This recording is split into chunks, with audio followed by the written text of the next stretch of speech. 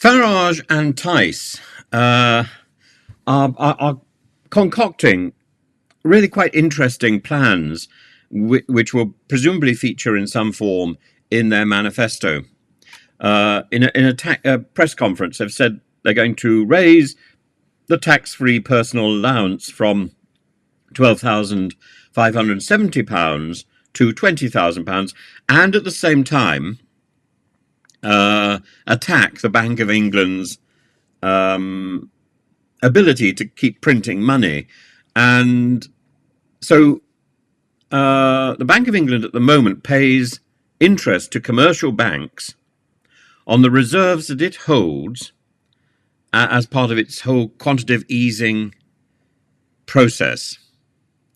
And Tice and Farage have said that this displays gross negligence.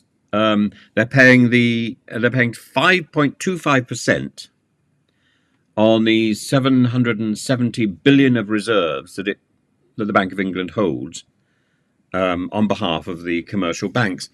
Now, the plan is that by stopping that, the Reform UK should be able to generate £40 billion worth of money to spend on their various projects. I don't know whether that's possible. I don't think this has got so much to do with a policy that is credible as with a revenge tactic on the banks, because this is all about attacking those institutions that didn't help him when NatWest and Coots were bullying him earlier, and I think this is spite. This is spite. This is using politics as spite, and it's quite clever. And he's also got deals, sort of one-off deals with unionists. He's backing two different groups of unionists, so they're going to fight, and but at the same time, he's not really paying attention to the bizarre statements that some of the candidates are making already and have made in the past. I mentioned Ian Gibbon, or whatever his name was, the fellow for Bexhill and Battle. Gribbin.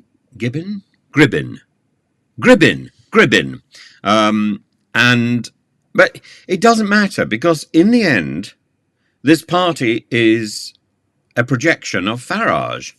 And I've said once or twice that the politicians in Britain love to say, oh, it's not about the individuals, it's not personal, it's about the policies, the sort of thing that Jeremy Corbyn would say. But it's not true.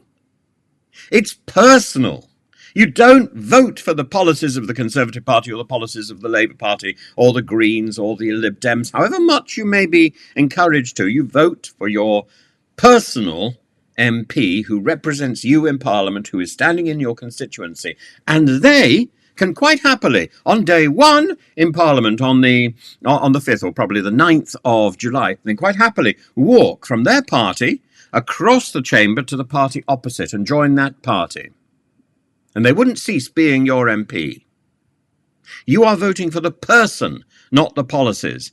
And I don't know, it is extraordinary how often I say this and how little response is generated in the comments box about that, as if I'm talking pie in the sky. Really, I promise you, I'm not. In this instance, I'm really not. And the Conservatives are worried, because Farage, if he gets into Parliament, he quite happily walk across the chamber, or walk sideways like a crab, sidle up to the Conservatives and says, oh, well, you have me. And the Conservatives say, yes, please, we need as many votes as we can get. And suddenly then there will be a hostile takeover. It is disturbing. Support for reform. It's not support for reform, it's support for Farage. It's name recognition. I said he's the most recognised politician in Britain. And someone said, well, what about George Galloway? In your dreams. George Galloway is only known to people who enjoy somebody who can string a sentence together, or somebody who is more left of centre than the majority of people in the modern Labour Party. I adore George Galloway. I don't follow his policies. I also thought as a personality and a performer, he was second rate. So when George Galloway did reality TV, all we remember is him drinking tea, drinking milk like a cat, lapping like a cat, being ridiculous. When Farage did reality TV, again, we don't remember very much more except his bottom, but it's not quite, it doesn't have that tone of ridiculousness.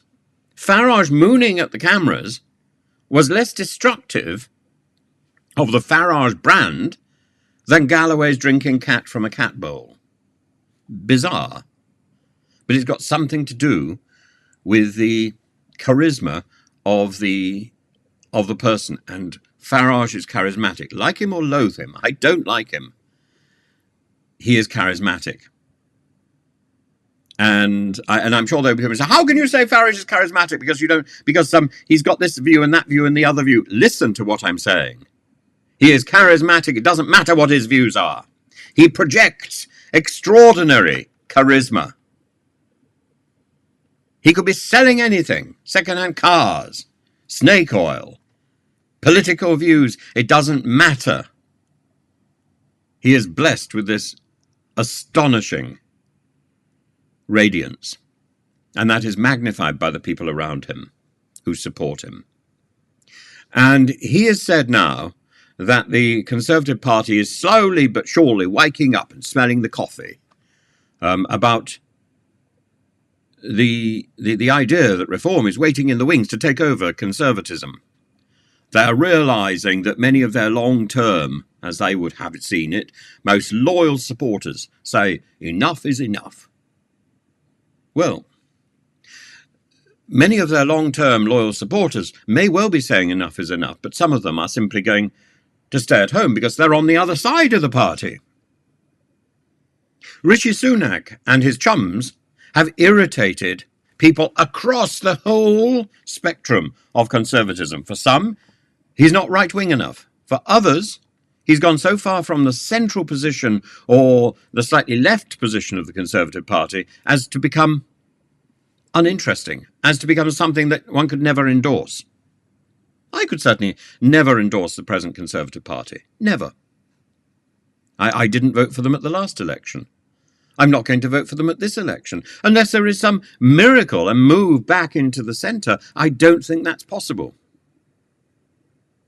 More to the point, I don't think, I know I'm not alone because I've spoken to many, many people.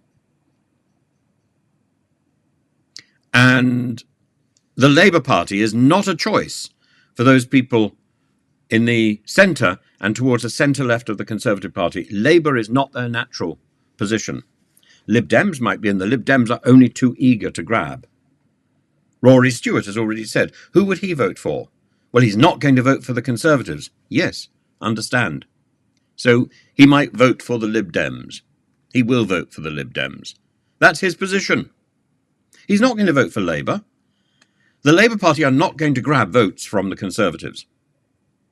Reform can grab votes from the Conservatives, not Labour. I don't know why I'm doing this gesture all the time, as if I'm directing some sort of circus, or comparing some Wild West review. As for the D-Day operation, Farage is milking and milking that as if it's a cow with 100 udders. He didn't understand what it meant to the people. This is classic Winchester, Oxford, Goldman Sachs. Does he even meet ordinary people? I doubt it. Ordinary people. Farage cannot claim to be an ordinary person. The fact that he drinks a pint. You know, we know more about Farage's drinking habits than we do about his policies and his plans. We know about his drinking habits and we know about his Brexit. But does he talk about Brexit now? No, he doesn't, because Farage, like everyone else, is quietly forgetting about Brexit because Brexit was a disaster. And as for the issue about Ian Gribbin, he said, when Reform was asked about whether Britain should have entered a neutrality pact with Adolf Hitler in the Second World War, probably true. Well, no. The whole point about the Second World War was that we were prepared to support and protect and go to the aid of our allies in Europe.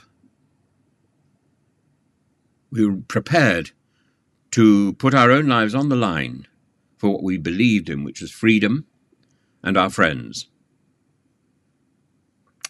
I don't think Farage is prepared to do the same thing. I think Farage will say one thing to that person and another thing to that person until they're completely confused. Because Farage is about sowing division. Ulster unionist? What sort of Ulster unionist are you? Well, you come and have an agreement with Reform. You're another sort of Ulster unionist. Well, come and have an agreement with Reform. You don't like each other? Well, that's your affair. Farage is not about friendship. Farage is about division. Farage has managed the greatest division in British history. It's soaring Britain off from the continent. He could have done it on his own, couldn't he? I've got the soar. I'm busy soaring us away from the continent. Who cares about John Donne? No man is an island. Well, I am. Roll out the flags. Farage is coming. My island.